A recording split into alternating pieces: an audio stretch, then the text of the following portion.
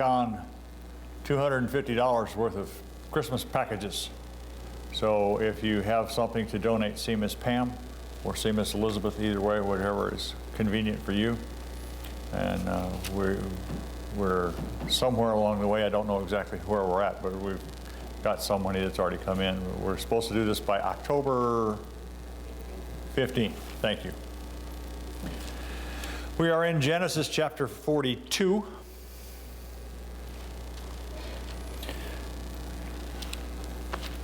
Just a little bit of background. It was a number of years prior to Genesis 42 that our friend Joseph was a teenage boy, 17 years of age. He was in his homeland of Canaan, and he went to see his brothers. You remember the story. So he's been in Potiphar's house or in jail for 13 years. Where we pick up here, it's those 13 years plus 7 years of good times. You remember that he interpreted the dream for Pharaoh, and there would be 7 years of good time or boon time and 7 years of famine. So it's been 13 years with Potiphar in one way, shape, form, or matter, 7 years of good times. Now we pick up. So that's kind of where we're at here, okay? Let's see. In that 20-year period of time, we don't hear much of anything that's happened in Canaan land. I mean, the story has really focused down on Joseph. The only thing that goes away from that is in chapter 38. We finished a story not too awfully long ago of Judah and Tamar. So you remember that. So nothing really has gone on in 20 years outside of Judah and Tamar in the land of Canaan. I mean, certainly things happened, but there's no notification of it in Scripture. All right, let's see where else we're at.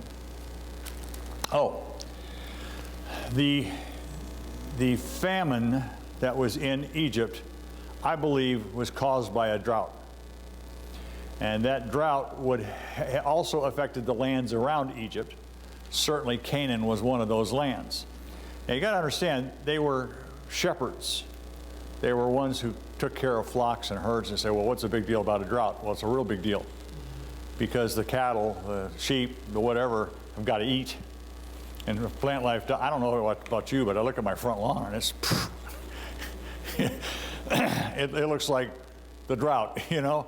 It's all dried up and brown. And so they are in a situation right now to where their livelihood is being affected seriously by this drought, by this famine that's happening. Chapter 42, verses 1 through 4. Now when Jacob saw that there was corn in Egypt, Jacob said unto his sons, why do you look one upon another? And he said, behold, I have heard that there is corn in Egypt. And get you down thither, and buy for us from thence, that we may live and not die. And Joseph's 10 brethren went down to buy corn in Egypt. But Benjamin, Joseph's brother, Jacob sent not with his brethren, for he said, lest peradventure mischief befall him. So evidently they heard in Canaan land, which is a good distance away from Egypt, they heard that there was food to be had in Egypt. So Jacob looks at his sons, and they're doing nothing. Now, why do you suspect that they would be doing nothing? They probably have a tinge of guilt. Maybe it's more than a tinge. They know what happened to Joseph. They know that they had sold him into slavery into Egypt. They're reluctant to want to go to Egypt. They don't want to face their sin. Okay? Not that Joseph himself was the sin, but they don't want to face what they had done. And so Jacob finally says, get up and get going, go down to Egypt. We're all going to starve unless you go down there. So that's kind of the situation that we're into right here. Jacob does not allow Benjamin to go. Who's Benjamin? Benjamin's one of the sons, but Benjamin is the youngest son of the family. Of 12, he's the youngest. He's the baby of the family. They're always the most spoiled. The baby of the family. Not only is he the baby of the family, but he is Rachel's son. Rachel was Jacob's favorite wife. I believe that she was the true love of his life, that he was deeply enamored with Rachel, and her loss, her passing, really affected him. And not only that, but her firstborn son was Joseph. And as far as Jacob knew, Joseph too was gone. Now he says, all I have left of that family, that entity, is Benjamin, and he's not going. So you can kind of understand where he's coming from here. Okay, starting in verse number 5. And the sons of Israel came to buy corn among those that came, for the famine was in the land of Canaan. And Joseph was the governor over the land, and he it was that sold to the people of the land. And Joseph's brethren came and bowed down themselves before him with their faces to the earth. And Joseph saw his brethren, and he knew them, but made himself strange to them, and spake roughly unto them. And he said unto them, Whence come ye? And they said, From the land of Canaan to buy food. And Joseph knew his brethren, but they knew not him. And Joseph remembered the dreams that he had dreamed of them, and said unto them, Ye are spies. To see the nakedness of the land are ye come. So here we see the situation where he's confronted with his brothers for the first time in over 20 years. I find it interesting that Joseph himself, you remember, he's not an Egyptian. He's a foreigner. He's an outsider.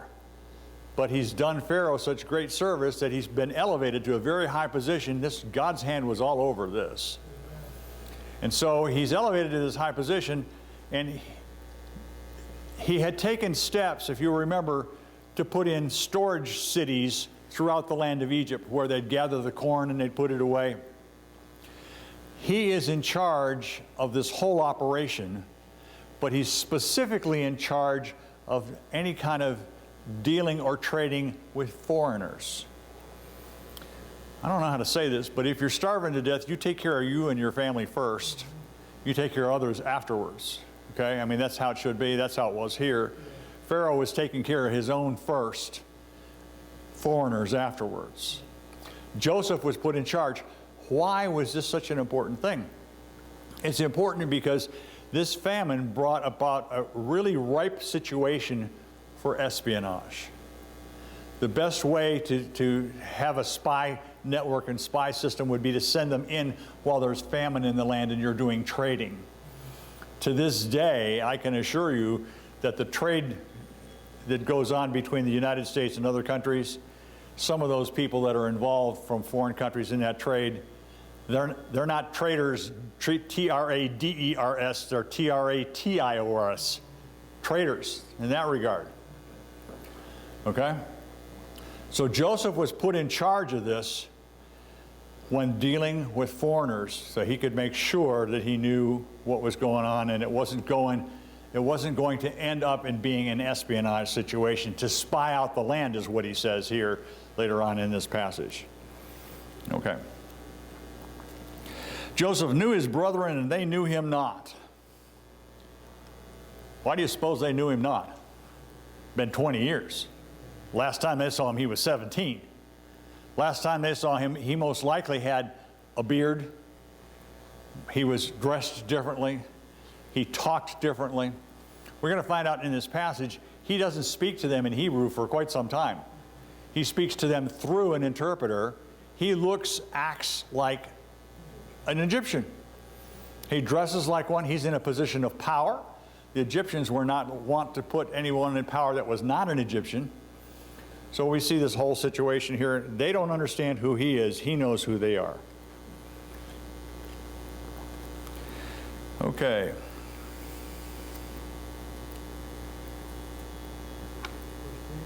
Thank you. And they said unto him, Nay, my lord, but to buy food are thy servants come. We are all one man's son. We are true men. Thy servants are no spies. He said unto them, Nay, but to see the nakedness of the land are ye come. And they said, Thy servants are 12 brethren, the sons of one man in the land of Canaan. And behold, the youngest is this day with our father, and one is not.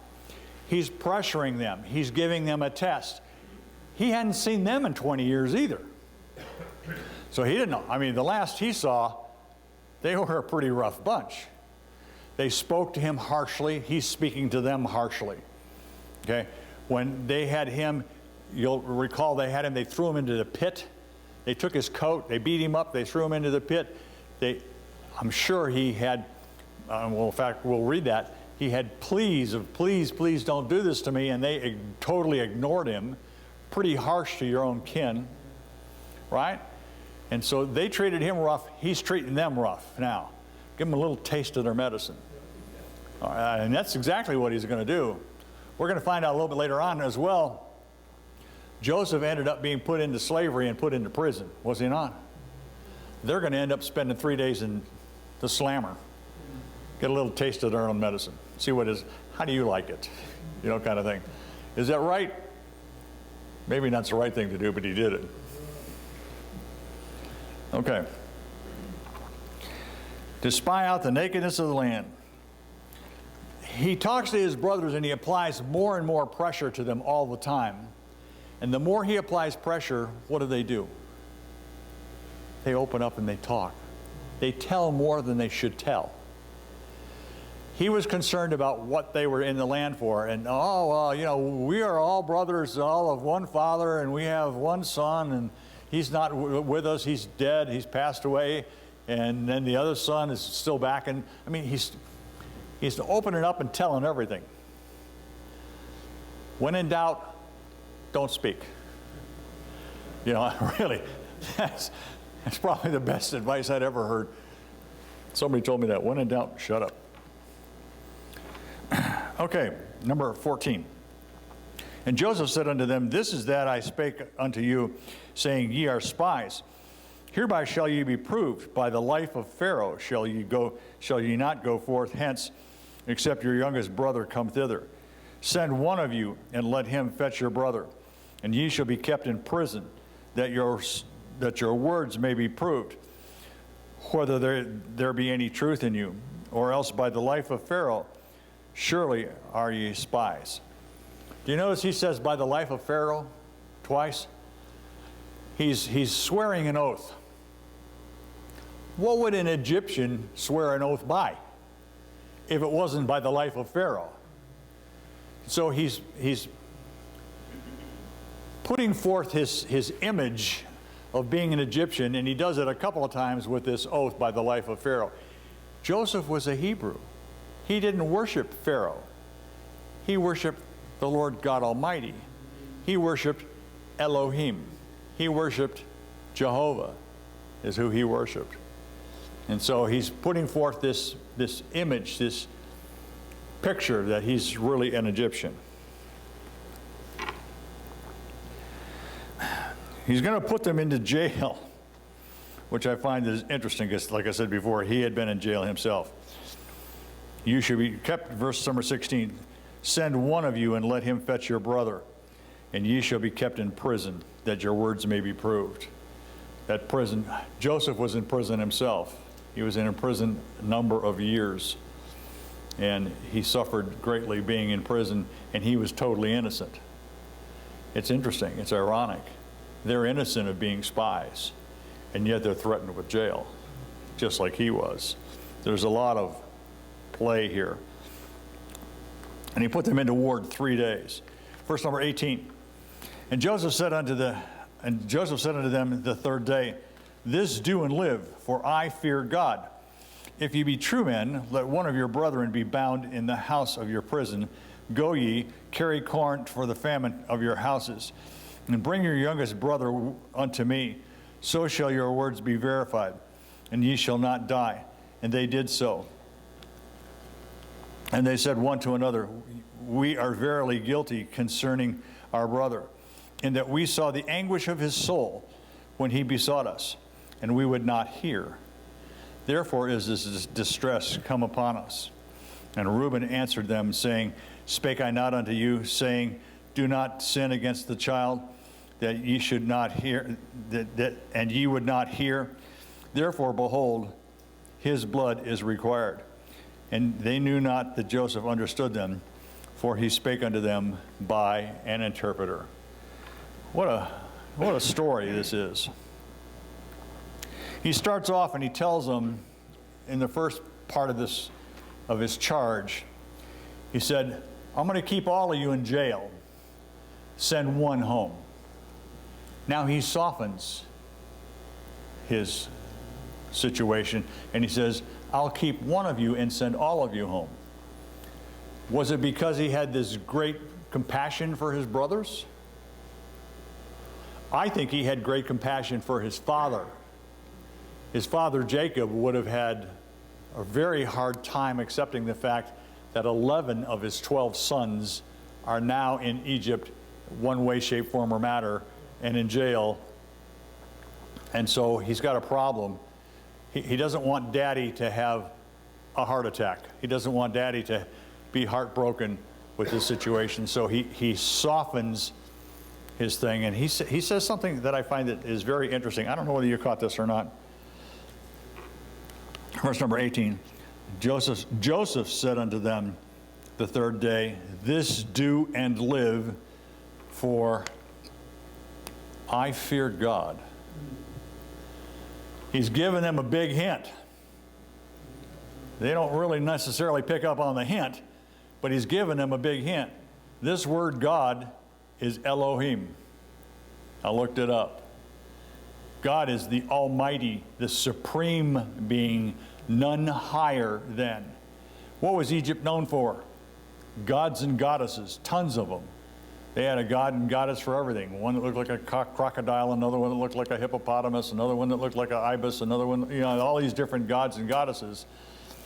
He says, I fear God. I fear Elohim. I fear the Creator. I fear the Almighty God, the one supreme God. Should have been a big hint, but evidently they didn't catch it. He tells them not only to go home, but he tells them, here, take the grain for your family. And he's showing compassion to them. I mean, he's the governor, he's the potentate, he's the ruler. Only Pharaoh is higher than he is. And he's been treating them pretty rough, and now all of a sudden he changes and he becomes a softy, almost, if you will. And he loads them up with grain for their family so that they can eat when they get down there. But if you be true men, let one of your brethren be bound in the house of your prison. Go ye carry corn to the family of your, for the famine for your houses. Bring your youngest brother unto me, so shall your words be verified. They said they had a brother down into Egypt. For all anybody knew, they could be lying through their teeth. So you want to prove it. So here's proof. Bring your brother back, and you won't die. And they did so. And they said one to another, verily we are guilty concerning our brother. They're in a harsh time, they're in a pinch, they're in a bind, they're being squeezed. And what do they think about? They don't think about the situation of being squeezed in. They think about what they did to Joseph 20 years before. They realize that these two events are tied, that God is giving them distress. Therefore is distress come upon us. Because we were sinners, because we're guilty, because we did all these things, we're now under turnabout's fair play, okay? They're now getting their just deserts, or so they think. Verse 22, and Reuben answered them, saying, spake I not unto you, saying, do not sin against the child. Reuben was who? He was the oldest. So as the oldest, he should have been the one theoretically in charge of the family. He wasn't. He had blown his leadership role with Bithiah. What's her name? Bilhah. Thank you. These names kind of get to me after a while. He's telling them in Hebrew. They're speaking to one another in Hebrew. They don't want the ruler to know. Elizabeth's from Denmark. When her and her mama don't want me to know, they speak in Danish, okay?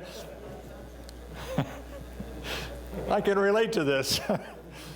So they're speaking in Hebrew, and they're talking about what happened years before, and they're feeling the guilt, they're feeling the pangs of guilt. What are they doing when they feel guilt and they talk about it? Is it not confession? They're admitting that they had done wrong. The book of Genesis is full of sin.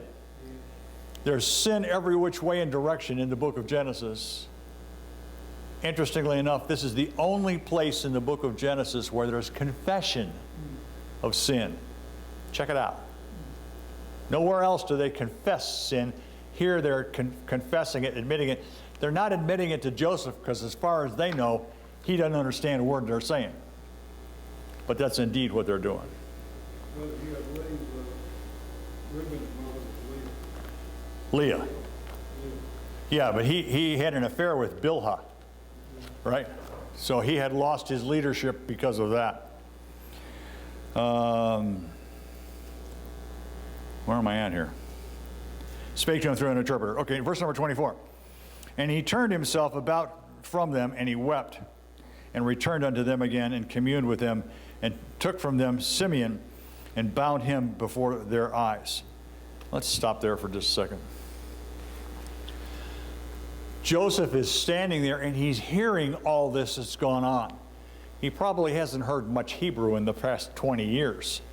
So his ears are going to be attuned to what they're saying, and he's hearing it, and he's hearing their open confession amongst one another at least, and he can't take it anymore. He's broke emotionally. He's overwhelmed. He has to leave.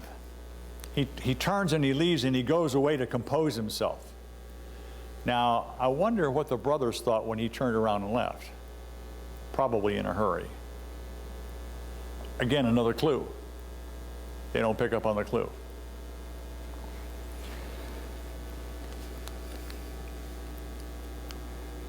Reuben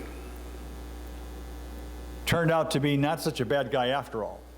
I'm sure that Joseph thought that Reuben was the leader of the plot, but he finds out that Reuben was not, because by Reuben's own words in Hebrew, I tried to stop this thing and y'all wouldn't listen to me.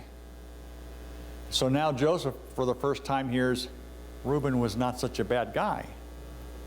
But he wasn't perfectly innocent either. Why was he not perfectly innocent? He didn't tell Daddy what happened. He didn't tell Jacob what happened, and Jacob suffered for over 20 years of heartbreak and heartache from what he thought was the loss of his favorite son. So let's go on. Verse number 24. And he turned himself about from them and wept, and returned to them again and communed with them, took from them Simeon and bound him before their eyes. Why Simeon? Eldest is Reuben. Who's second eldest? Simeon. Simeon's second eldest. So if Reuben wasn't in charge, it's probably likely that the next eldest in line would be in charge, although he doesn't know this for sure. He hasn't seen him for 20 years. So he takes Simeon. I believe he believes, from what he's heard about Reuben, I tried to stop all this. He probably assigns blame himself to the next in line, which was Simeon. Was Simeon a nice fella? No. He wasn't such a hot fella. Simeon and his brother Levi were the two that took on the men of Shechem and murdered every one of them that was there. So Simeon was not one known to have a soft heart. He was harsh and he was cruel, and that would fit along with the fact that they treated Joseph harshly and cruel as well. Okay? He was probably one of the leaders in what they did to Joseph. Exactly. He was the leader of the whole process, okay? I believe. In 49, when Jacob gave out the blessing for his death, he pointed Simeon Levi, he said, instruments of cruelty. Yes, exactly. And the other thing that I find that's interesting is that one of them has to stay. And the one that has to stay happens to be Simeon. And he's going to stay not in the lap of luxury, he's going to be in jail for that time frame. I don't know if you realize it or not, but between Egypt, where this took place, and Canaan land is 250 miles. It would have taken him about 3 weeks in a caravan to go one way. Okay? What happens, getting ahead of the story, what happens when they go back home again? When they go back home again, they dawdle. They're in no big hurry to go back and release Simeon. Okay?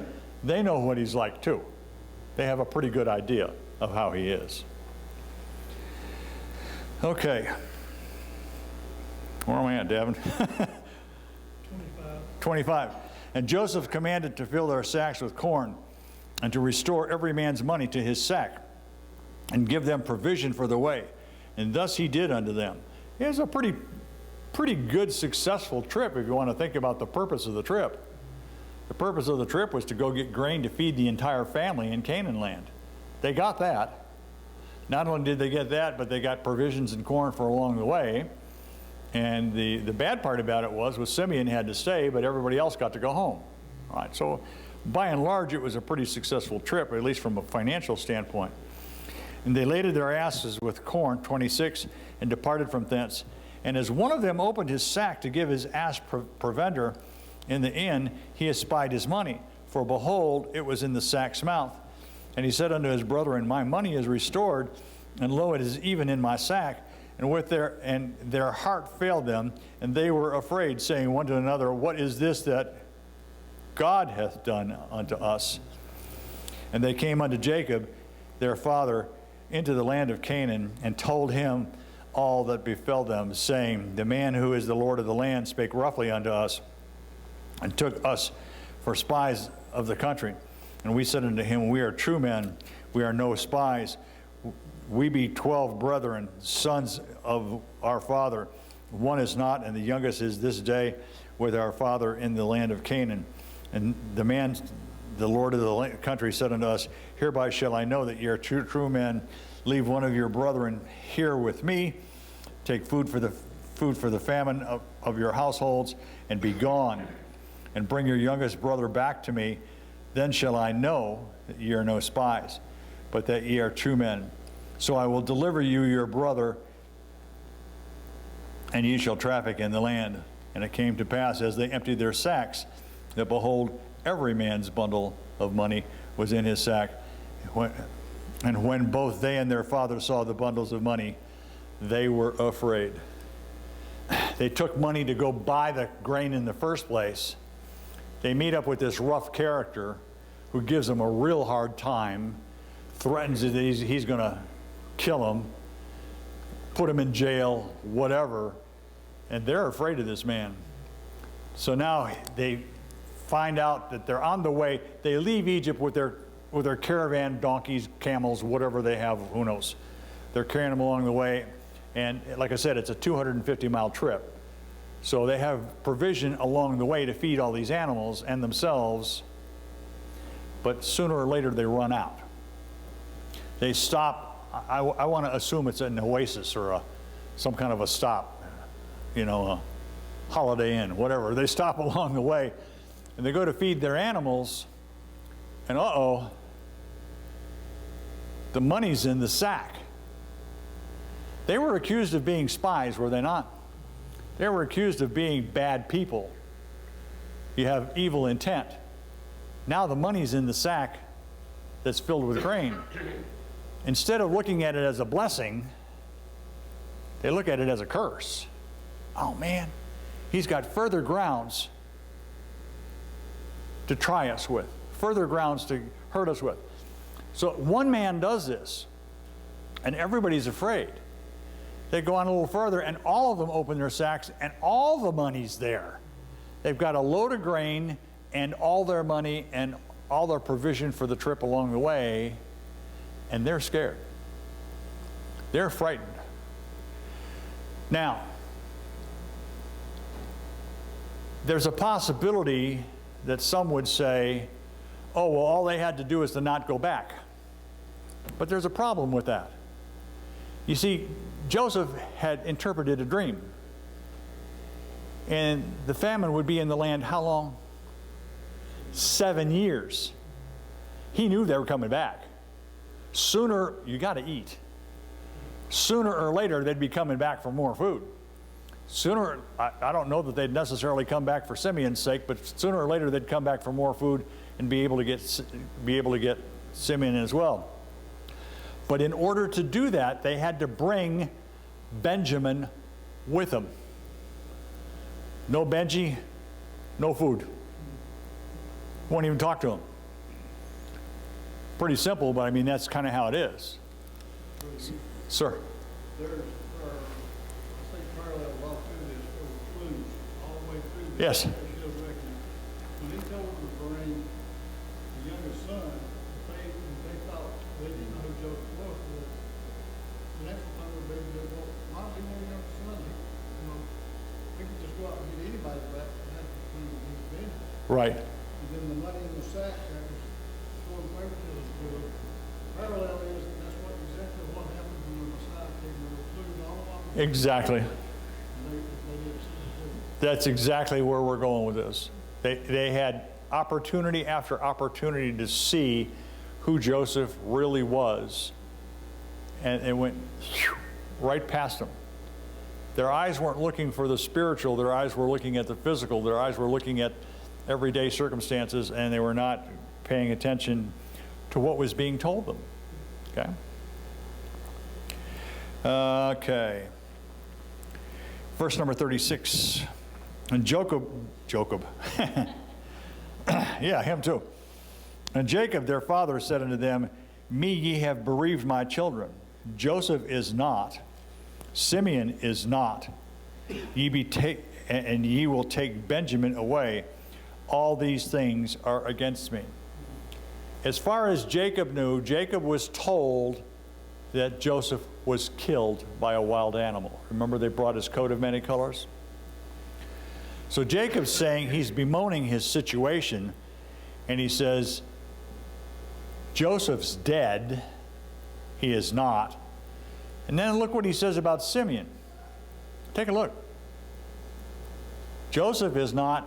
Simeon is not. As far as he was concerned, Simeon was dead as well. Maybe he's looking on the bad side of things, maybe he's being negative or whatever, but he has no reason to be positive in this whole process. Joseph is not, Simeon is not, and ye will take Benjamin away. All these things are against me. And here's Reuben again. And Reuben spake unto his father, saying, Slay my 2 sons, if I bring him not back to thee. Deliver him into my hand, and I will bring him to thee again. What kind of satisfaction is that? Y'all hear grandparents? Exactly. Not only, he's saying to his father, kill my sons, your grandsons, if I don't come back. There's no satisfaction in that.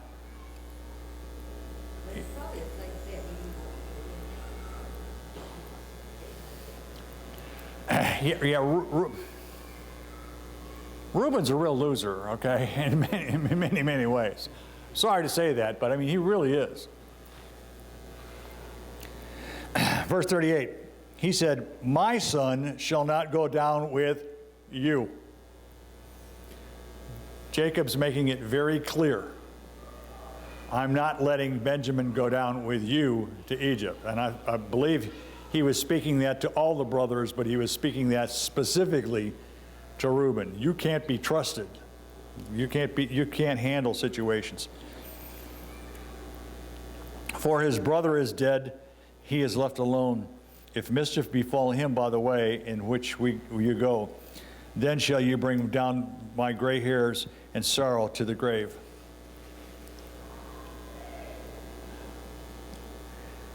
Jacob's got 12 sons. We all know that. He's got these 12 sons. He's got the one who's the youngest one, and he's not really in the picture with the rest of the group. As far as he's concerned, Joseph is dead in Egypt or wherever he's at. Who's in charge of this whole family? Jacob's the ultimate head of the family. but as far as the boys are concerned, who's in charge? Reuben is not of leadership quality. Simeon is in jail, and he's cruel. The next one in line is Levi in an age group. And Levi was aligned with Simeon. Both of them committed cruelty, couldn't be trusted. Who's left? Judah is the one who's left. He wasn't such a hot guy either, right? Exactly. I mean, these weren't a bunch of choir boys, okay? They were pretty rough, tough individuals along the way here. So Judah would be the next one in line. Verse number 1, chapter 43. Famine was sore in the land. It came to pass when they had eaten up the corn which they brought out into Egypt, their father said unto them, Go again, buy us a little food. Judah spake unto him, saying, The man did solemnly protest unto us, saying, If ye will not see my face, except your brother be with you, if thou wilt send our brother with us, we will go down and buy thee food. But if thou wilt not send him, we will not go down. For the man said unto us, Ye shall not see my face, except your brother be with you. And Israel said, Wherefore dealt thou so ill with me, to tell the man whether ye had yet a brother? And they said, The man asked us straightly of our state and our kindred, saying, Is your father yet alive? Have ye yet another brother? And we told him according to the tenor of his words. Could we certainly know that he would say, Bring your brother down?